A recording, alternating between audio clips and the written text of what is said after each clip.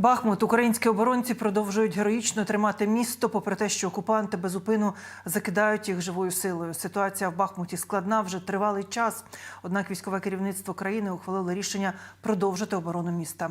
Американський інститут вивчення війни заявив, бої довкола Бахмуту виснажили підрозділи бойовиків Вагнера. У цій битві вони втратили свої найефективніші штурмові групи.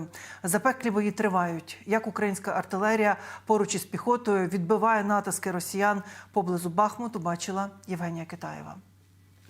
Окупанти намагаються захопити Бахмут і дороги, які ведуть до міста. Бої тривають місяці. Натиск росіян не слабше, хоча в Інституті вивчення війни зазначають, вагнерівці у цій битві втратили найефективніший свій живий ресурс. Ворог на цьому напрямку виснажується і змінює тактику, дедалі більше залучаючи спецпідрозділи регулярних військ. Однак поставлених цілей росіянам досягти поки так і не вдається.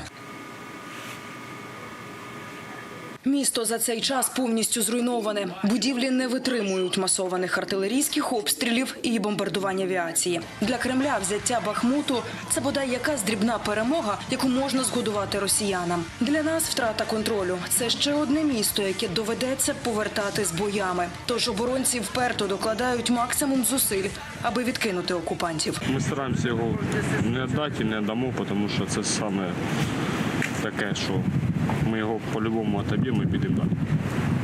Ми не здамо його так просто.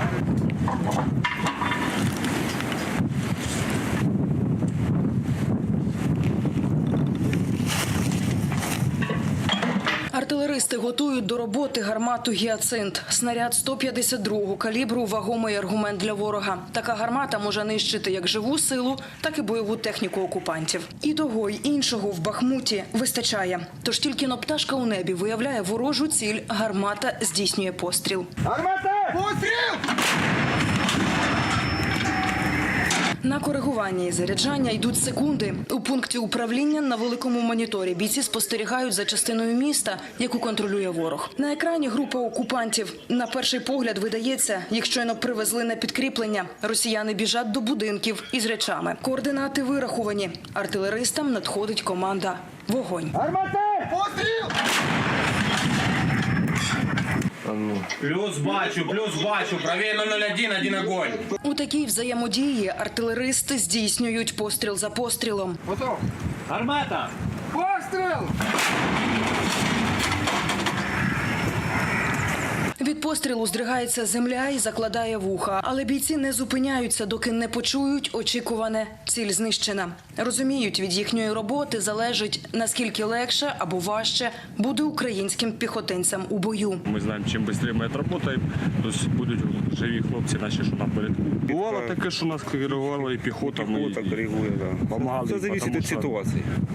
Були такі нюанси, коли танчик кошмари, а хуже танчика, коли рядишком вала, нема нічого. Там же ж вихід, одразу вже приходить. Найбільший удар бере на себе українська піхота. Це вони бачать ворога і вступають із ним у контактний бій. Нині кожен рід військ намагається докладати зусиль, аби підтримати піхотинців. У нас теж по нам прилітало, намного проще. У нас більш спокійно, ніж у них. У них там намного, це хлопці там не сплять, грубо говоря, толком. Їм тяжелее морально, фізично.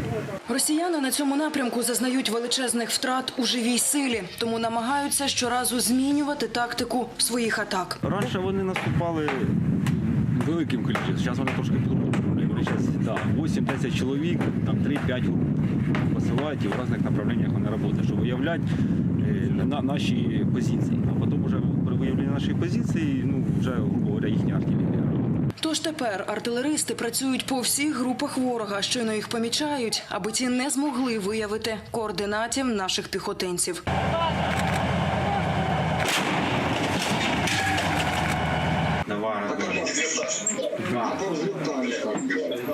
Бачу. Євгенія Китаєва, Ганка Кудрявцева з Донецької області, 5 канал.